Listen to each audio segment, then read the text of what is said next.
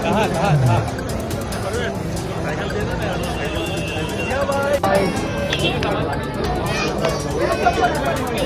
भाई भाई भाई भाई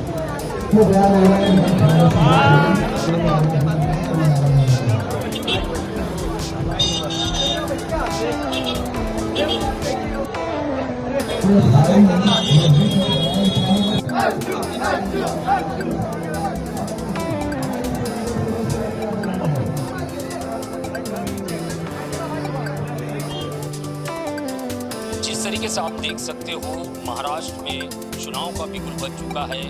और मैं बात करूं अगर मुंबई की, मुंबई महानगर पालिका के लिए सभी पक्षों ने एड़ी चोटी का जोर लगा रखा है कि कितने उनके उम्मीदवार वहां पे चुन कर आएंगे, इसकी ही सबको आशंका लगी हुई है।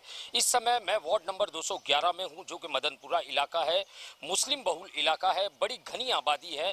यहाँ पे जनता को काफ़ी सारी समस्याओं का सामना करना पड़ता है, जिसमें सब में मेजर समस्या अगर कही जाए तो पार्किंग की सुविधा को लेकर के जनता को बहुत सामना करना पड़ता है। इस समय मेरे साथ में एजाज जी है, जो कि समाजवादी से कैंडिडेट हैं और यहाँ से वार्ड नंबर 211 से चुनाव लड़ रहे हैं। एजाज जी, पहला सवाल मेरा ये होगा, मैं ज़मीन से जुड़ा हुआ सवाल करूँगा आपसे कि किन मुद्दों को लेकर आप जनता के बीच जा रहे हो? मेरे पास बहुत सारे मुद्दे हैं जो मेरे लोग रोज़मर्रा की ज़िंदगी में फेस करते हैं। लोकल इश्यूज़ है। देखिए, पहली चीज़ तो ये, जैसा आपने बताया आप ज़मीनी सवाल करोगे, मैं यहाँ पे पैदा हुआ हूँ, मैं बाहर से नहीं आया हूँ, ना मैं मझगांव पे रहता हूँ, ना मझगांव पे पैदा हुआ हूँ, ना मैं आगरीपाड़ा में पैदा हुआ हूँ। मैं इस इलाके का हूँ, बम्बई नंबर 8 का हूँ, यहाँ पैदा हुआ हूँ। मदनपुरा मेरी जन्म की पैदाइश है, यहीं मेरी हुई है मदनपुरा में।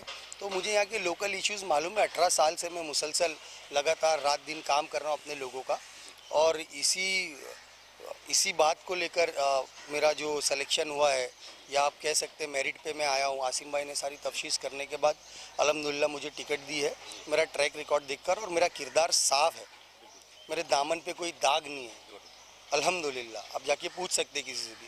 तो ऐसी सारी बातें हैं भाई। और जो लोकल इश्यूज़ है, जैसा आप कितने लोकल इश्यूज़ आपको बताऊं। हमारे यहाँ पे देखिए, पानी पहले 24 घंटा आता था, कुछ सालों पहले, 7-8 साल पहले। आज पानी कितना घंटा पानी आ रहा है? सुबह 4 से 7 बजे तक का टाइम है।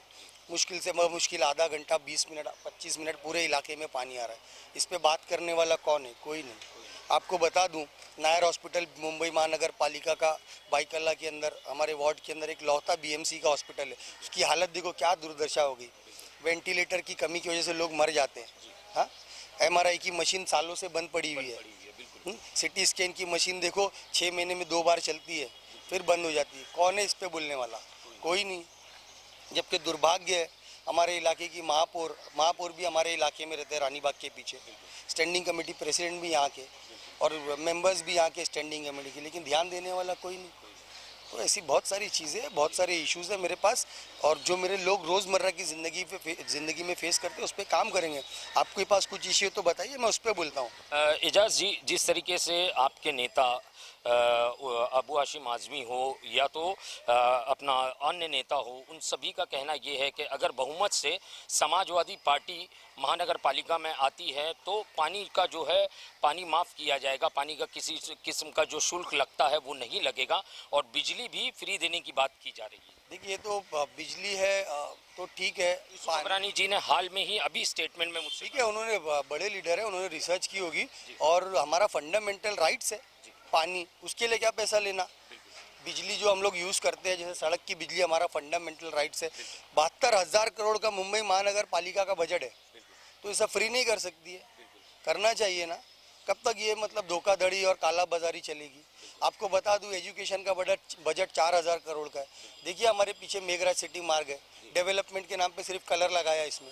अरे, इसका हम लोग हॉरिजॉन्टल एक्सपांशन नहीं कर सकते, इसका इंशाल्लाह वर्टिकल एक्सपांशन करेंगे। एजाज अहमद जीत के आएगा तो मुंबई महानगर पालिका में सबसे पहला प्रपोजल जो होगा वो एजुकेशन को लेकर होगा।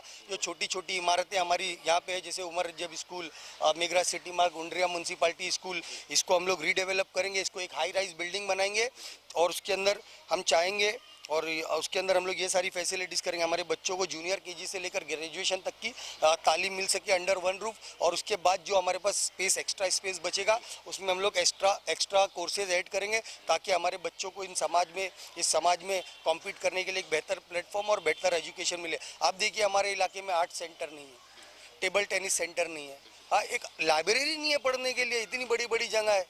अब ये इनको तो हाई राइज बिल्डिंग बना के ये सारी चीज़ें करना चाहिए। एक ऐसी लाइब्रेरी होनी चाहिए जब बच्चा हायर सेकेंडरीज के लिए या डिग्री के लिए तैयारी कर रहा हो, तो उसको मतलब फुल एयर कंडीशनर होना चाहिए, ताकि वो बड़े आराम से सुकून से वहाँ तैयारी कर सके।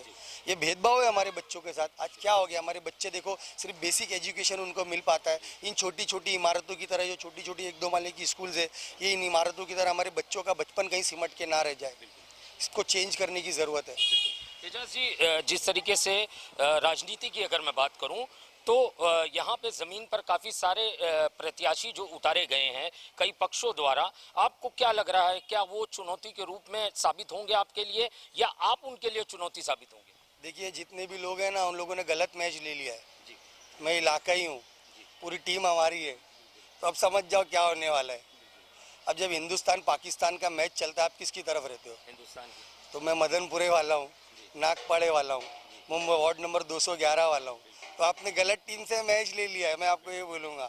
हाँ, नहीं है, मैं ही अकेला हूँ मुंबई महानगर, मतलब मुंबई नंबर 8 का, मदनपुरे का एक वाइड लोकल कैंडिडेट हूँ, जिसको मतलब पार्टी से टिकट मिला है। बाकी जो एक दो लोग हैं, वो तो मतलब ऐसा है कि वो लोग तो मतलब ऐसा है ही नहीं कोई दूसरा। मैं अकेला कैंडिडेट हूँ, वाहिद कैंडिडेट हूँ। एजाज जी, मैं आपसे जानना चाहूँगा कि जिस तरीके से आप जनता के बीच में जा रहे हैं कैंपेन के लिए, आप जनता के बीच में जा रहे हैं, महिलाओं से मिल रहे हैं, बुजुर्गों से मिल रहे हैं, युवाओं से मिल रहे हैं, बच्चों से मिल रहे हैं, आपको उनके बीच जाने के बाद में किस तरीके की फेस कर रहे हैं आप, किस तरीके का उनकी तरफ से आपको प्रतिसाद मिल रहा है? अल्हम्दुलिल्लाह, देखिए मैं यहाँ पे सोशल वर्क की है, मैंने खिदमत खल्क की है, 18 साल हो गए मुझे। मेरे दामन पे कोई दाग नहीं है, मैंने किसी से कभी 4 आना नहीं खाया। जहाँ रहता हूँ आज भी वहीं रहता हूँ, और अल्हम्दुलिल्लाह आप जाके देखिए, आपको खुद पता चलेगा। और मैं कहीं काम नहीं करता था, मुझे सोशल वर्क करने के लिए या किसी का गड्ढा भराने के लिए या कोई कंप्लेन करने के लिए, बीएमसी में साफ़ सफाई मरम्मत कराने के लिए मुझे पगार नहीं मिलती थी। आप जाके मेरे अपोनेंट्स जितने भी होंगे, आप जाके तफ्तीश करिए, ये सारे मुलाजिम लोग थे जो आज खड़े हुए हैं, इन्होंने कभी सोशल वर्क कुछ नहीं किया है। पूरा एरिया जानता है, एरिया मोहल्ला जानता है, बच्चे बच्चे से पूछ लीजिए। और अल्हम्दुलिल्लाह मैं यहाँ पे आया हूँ, मदनपुरे वालों की डिमांड पे आया हूँ और पब्लिक चॉइस पे आया हूँ। अल्हम्दुलिल्लाह मतलब मेरे इलाके के जो मेरी माँ बहन बुज़ुर्गों ने मेरे बारे में डिमांड की अबू हाशिम साहब से, तभी मुझे मिला। मैं मेरिट पे आया हूँ यहाँ पे अल्हम्दुलिल्लाह, और मेरे इलाके के लोगों की दुआएं हैं मेरे साथ। और मैं फिर बोल रहा हूँ आपको, इन लोगों ने गलत टीम से मैच ले लिया है, उन लोगों को अंदाज़ा नहीं है, और ये हमारा होम ग्राउंड है। सोचो क्या होने वाला है। मतलब आपको पूरी उम्मीदें हैं एजाज जी के जीत, आप बहुमत से जीत कर आएंगे यहाँ पे? इंशाल्लाह वन साइड साइकिल जब इंशाल्लाह डब्बा खुलेगा 16 तारीख को, तो इतनी आगे निकल जाएगी ना साइकिल कि पीछे तो कोई नहीं रहेगा नहीं। और आप कांग्रेस की बात करते, अगर चाहो बोलोगे, कांग्रेस का देखो क्या हाल हो गया है। 64 सीट अनअपोज बीजेपी उनके अगेंस्ट में जीत गई।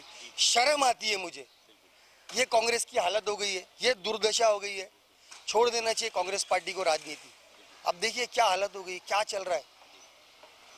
64 सीट अनअपोज जीत गई बीजेपी उनके अगेंस्ट में। किरीट सोमैया के सामने, किरीट सोमैया के बेटे, आई थिंक थोड़ा सा इतना मैं भूल रहा हूँ नंबर्स, 160 नंबर वार्ड है, किरीट सोमैया के बेटे वहाँ से लड़ रहे हैं। उनके सामने कांग्रेस ने अपना प्रत्याशी क्यों नहीं दिया? क्यों नहीं दिया, ये सवाल होना चाहिए। आप हार के डर से प्रत्याशी नहीं दिया?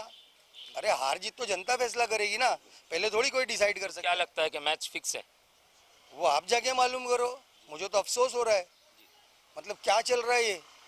आप क्या कर रहे हो? किसी मतलब ऐसा है कि कोई ऑफिस में किसी नेता के अंडर काम करने वाले आदमी को आपने टिकट दे दी, हाँ, जो पगार पे था। मतलब आपके पास आपका मतलब कांग्रेस का मयार कहाँ है आज? सोचने की बात है। और देखिए दूसरी तरफ हमारे महाराष्ट्र प्रेसिडेंट अबू हाशिम साहब, हमारे राष्ट्रीय प्रेसिडेंट अखिलेश यादव साहब, ऐसा लगता है अब मुसलमानों की आखिरी उम्मीद यही लोग हैं सियासी तौर पे।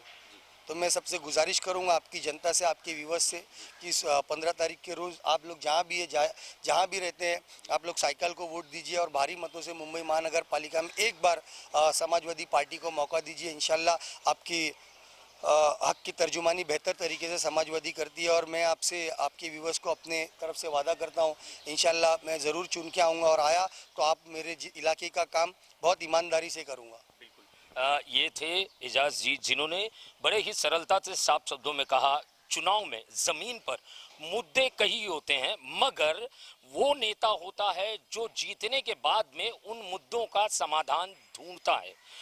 मसला होता है युवाओं की एजुकेशन को लेकर, जिसके लिए उन्होंने अपनी जो मेंटलिटी है, अपनी जो सोच है, वो बिल्कुल साफ कर दी है कि वो चाहते हैं कि बच्चों को एक मॉडर्न एजुकेशन मिले सरकारी स्कूलों में, ताकि वो ज़्यादा से ज़्यादा बच्चे जो है इनके इलाके से जो शिक्षित होकर निकले।